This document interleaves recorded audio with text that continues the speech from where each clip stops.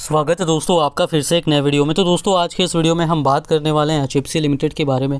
HFCL का जो share है अगर इसकी हम बात करेंगे तो आज के डेट में इस स्टॉक में थोड़ी गिरावट देखने को मिली है। ये जो स्टॉक है इस स्टॉक पे यहाँ से क्या हो सकता है उसके बारे में आगे हम बात करने वाले हैं। और इस स्टॉक में अगर देखें तो काफ़ी दिनों से पिछले कुछ दिनों से यहाँ पर स्टॉक जो है लगभग एक ही लेवल के बीच अटका हुआ, यानी कि कोई गिरावट भी बड़ी नहीं हो रही है और तेज़ी भी नहीं हो रही है, साइडवेज यहाँ पर चलता हुआ दिखाई पड़ रहा है। तो इस स्टॉक में ऐसा क्या हो रहा है, क्यों हो रहा है, उसके बारे में भी आगे हम बात करने वाले हैं और यहाँ पर क्या करना सही रहेगा। इसी बीच यहाँ पर काफ़ी बड़ी खबर भी निकल कर के आ रही जो कि आगे मैं इस वीडियो में आपको बताने वाला हूँ। तो चलिए दोस्तों वीडियो को शुरू करते हैं। अगर आपने चैनल पर पहली बार विजिट किया है तो चैनल को सब्सक्राइब ज़रूर कर लीजिएगा और नोटिफिकेशन वाला का आइकन भी प्रेस कर लीजिएगा। आपको इस चैनल पर स्टॉक मार्केट से रिलेटेड लेटेस्ट वीडियोज़ मिलती रहती हैं और HFCL से रिलेटेड जब भी कोई भी अपडेट आएगी बिल्कुल आपको इस चैनल पर मिल जाएगी। दोस्तों अगर हम बात करेंगे HFCL की तो इसकी प्रीवियस क्लोजिंग 66 रुपये 5 पैसे पे हुई थी और अभी जो क्लोजिंग हुई है वो 65 रुपये और 20 पैसे पे हुई है। 1.29% तक की गिरावट यहाँ पर देखने को मिल रही है। ओपनिंग की बात करेंगे तो ओपनिंग हुई थी 66 रुपये और 15 पैसे पे। उसके बाद इस स्टॉक ने हाई बनाया 66 रुपये और 90 पैसे तक का और यहाँ पर लो बना 65 रुपये 10 पैसे का, जो कि बिल्कुल आखिरी के समय देखिए स्टार्टिंग के टाइम हाई था, फिर बाद में जब मार्केट बंद होने को था तब यहाँ पर गिरावट होती हुई नज़र आई और 65 रुपये 20 पैसे पे क्लोजिंग हुई है। तो देखिए ये जो स्टॉक है दोस्तों ये इसी रेंज में यहाँ पर 65 66 67 इसी रेंज में चल रहा है। 68 रुपये का रेसिस्टेंस रहने वाला है। इसको अगर क्रॉस करता है स्टॉक तो फिर और भी ऊपर जाता हुआ दिखाई पड़ सकता है। इस लेवल को क्रॉस करना पड़ेगा। अभी यहाँ पर अगर हम बात करेंगे तो स्टॉक का देखिए अभी रिज़ल्ट आने वाला है Q1 का, जो कि इसी बुधवार को आएगा 26 जुलाई को। तो रिज़ल्ट यहाँ पर अच्छा आएगा तो उसके बाद और भी तेज़ी देखने को मिल सकती है इस स्टॉक में। और यहाँ पर अगर हम बात करेंगे इस स्टॉक की तो यहाँ पर कोई भी दिक्कत वाली बात नहीं है। आपको बिल्कुल यहाँ पर इस स्टॉक को होल्ड करना है जिस तरीके से होल्ड कर रहे थे। और यहाँ पर आप अगर लॉन्ग टर्म का व्यू है तो नई बाइंग भी यहाँ पर कर सकते हैं, क्योंकि मैंने आपको दिखाया था कि जो ग्लोबल पेंशन इंडिया जो फंड है, पेंशन इंडिया फंड ग्लोबल जो है उसने भी यहाँ पर HFCL में अभी नई हिस्सेदारी यहाँ पर ली है 1.6% की। तो इससे समझ सकते हैं आप, और इसी लास्ट क्वार्टर में उन्होंने नई हिस्सेदारी यहाँ पर ली है और वो काफ़ी बड़ा फंड है और 73,000 करोड़ से ज़्यादा का इन्वेस्टमेंट किया हुआ है उसने। और बड़ी बड़ी कंपनीज़ में अच्छी कंपनीज़ में इन्वेस्टमेंट यहाँ पर किया जाता है और उन्होंने अभी यहाँ पर HFCL में एंट्री लिया है, बिल्कुल इसी प्राइस के आसपास लिया है। तो आप भी अगर उसी प्राइस के आसपास लेंगे, इन्वेस्टमेंट करेंगे तो यहाँ पर जो है आप को भी यहाँ पर काफ़ी अच्छा फ़ायदा हो सकता है अगर आप लॉन्ग टर्म यहाँ पर रुकने वाले। काफ़ी सही प्राइस पे अभी यहाँ पर स्टॉक मिलता हुआ नज़र आ रहा है। अगर हम आगे बात करेंगे स्टॉक की वॉल्यूम की तो वॉल्यूम यहाँ पर जो हुआ है आज की डेट में NSE पर 33,92,000 और 82 शेयर्स तक का हुआ है और डिलीवरी परसेंटेज जो है वो 54.98% तक का NSE पर है। BSE पर जो वॉल्यूम है वो 3,86,000 और 875 शेयर्स तक का हुआ है और डिलीवरी परसेंटेज 41.80% तक का रहा है। तो टोटल वॉल्यूम की अगर हम बात करेंगे तो टोटल वॉल्यूम जो है यहाँ पर वो 38 लाख तक का आज के डेट में लगभग इस स्टॉक में हुआ है। अब यहाँ पर अगर हम बात करें जो न्यूज़ निकल करके आ रही है तो देखिए ये न्यूज़ निकल करके आई है इकोनॉमिक्स टाइम्स में और यहाँ पर बताया जा रहा है record pace of 5G roll outs in India helps Ericsson offset decline in North America other markets. देखिए भारत में इतनी तेज़ी से रिकॉर्ड पेस से 5G रोल आउट हो रहा है और उसकी वजह से जो है एरिक्सन को भी यहाँ पर जो है काफ़ी फ़ायदा हुआ है। एरिक्सन का अगर मार्केट का तो नॉर्थ अमेरिका में जो है उतना अच्छा नहीं रहा, लेकिन इंडिया से यहाँ पर जो है ज़्यादा पैसा अब उसको आने लगा है। सबसे ज़्यादा पैसा इंडिया से यहाँ पर आ रहा है और बाकी मार्केट्स में ख़राब प्रदर्शन में डाउन हो रहा है, वहीं इंडिया में काफ़ी तेज़ी से बढ़ रहा है। इससे समझ सकते हैं कि इतनी तेज़ी से इंडिया में 5G रोल आउट हो रहा है और ऐसी कंडीशन में सभी शेयर्स को HFCL जैसे शेयर को भी फ़ायदा होगा, क्योंकि इसी सेक्टर का स्टॉक है।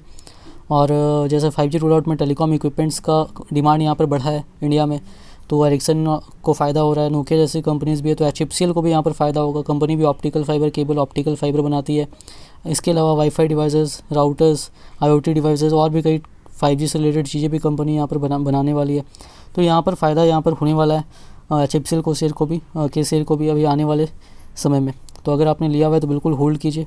आगे देखिए यहाँ पर क्या बताया गया। Swedish telecom gear maker Ericsson set the record pace of 5th generation network roll outs in India helped it partly offset the softening in other markets specially North America. It said it has a leading market share in India where it saw strong execution with record built out speed. Ericsson की ओर से कहा गया है कि भारत में काफ़ी record तेज़ी से 5G रोल आउट हो रहा है, उससे उनको काफ़ी ज़्यादा हेल्प मिला है। खास करके बाकी मार्केट्स में जो है बाज़ार उतना ज़्यादा मजबूत नहीं है, खासकर नॉर्थ अमेरिका में जहाँ से उनका काफ़ी रेवेन्यू आता था। तो इंडिया में से काफ़ी हेल्प मिला, क्योंकि इंडिया में से उनका काफ़ी ज़्यादा यहाँ पर फ़ायदा हो रहा है। और इंडिया में कंपनी के पास लीडिंग मार्केट शेयर है और यहाँ पर काफ़ी स्ट्रॉन्ग एग्जीक्यूशन हो रहा है 5G रोल आउट में, तो उनको और भी फ़ायदा यहाँ पर होता हुआ नज़र आ रहा है। आगे देखिए उन्होंने कहा कि sales growth in India partly offset the expected softening we saw in other markets, notably North America where build out pace moderated and customer inventory levels were reduced. यहाँ पर उन्होंने कहा कि जो नॉर्थ अमेरिका की बात करें तो वहाँ पर पहले आ चुका है 5G, तो अभी उतने जोरदार तरीके से नहीं चल रहा जितना पेस में इंडिया में चल रहा है, तो उस वजह से वहाँ पर डिमांड कम है। तो इस वजह से जो है इनका सेल्स ग्रोथ इंडिया में काफ़ी ज़्यादा हो रहा है। इसके अलावा उन्होंने आगे बताया the vendor has bagged 5G equipment contracts from India's top 2 telecom operators Reliance Jio and Bharti Airtel. Both the telcos aim to complete pan India 5G coverage within a year, having launch the next generation services in October 2022। Bharti Airtel और रिलायंस जियो की ओर से उनको 5G equipment के लिए दोनों company से यहाँ पर कॉन्ट्रैक्ट किया उन्होंने, और पैन इंडिया 5G कवरेज जो यहाँ पर होने वाला है 1 साल के अंदर यहाँ पर उम्मीद की जा रही है कंप्लीट कर लिया जाएगा उसके लिए। अगर हम बात करेंगे यहाँ पर तो जियो जो है एडवांस डिस्कशन में है ग्लोबल बैंक्स के साथ 1 to 1.15 बिलियन डॉलर रेज़ करने के लिए, यानी 8,200 करोड़ से लेकर 12,330 करोड़ रुपए तक का। और ये लोन वो लेगा 5G इक्विपमेंट बाई करने के लिए एरिक्सन से। आगे यहाँ पर जो है बात करें तो यहाँ पर देखिए the company said it sales in network segments doubled in South East Asia, Oceania और इंडिया में इनका जो पहले का सेल्स था उसकी तुलना में डबल हो गया, और डबल से भी ज़्यादा इंडिया में तो हो गया। जबकि नॉर्थ अमेरिका की बात करें तो वहाँ पर जो है उनका जो भी डिमांड था वहाँ पर जो है कम हुआ है फ़िलहाल इस साल की अगर हम बात करें। उन्होंने आगे यहाँ पर दिखाया भी है, यहाँ पर देख सकते हैं the network accounted for 66% of the company's overall sales as per the earnings report. अब यहाँ पर देखिए कंपनी ने जो बताया है यहाँ पर आप देख सकते हैं।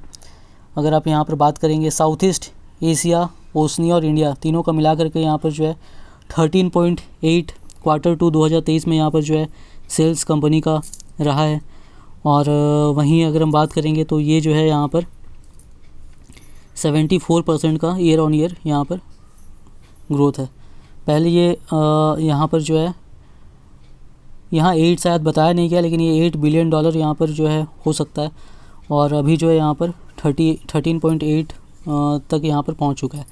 इसके अलावा 74% यहाँ पर बढ़ा है। अगर हम यूएस की बात करेंगे नॉर्थ अमेरिका की, तो वहाँ पर देख सकते हैं नॉर्थ अमेरिका में पिछले बार 22.8 था, वहाँ से घट करके 14.4 तक यहाँ पर आ गया है।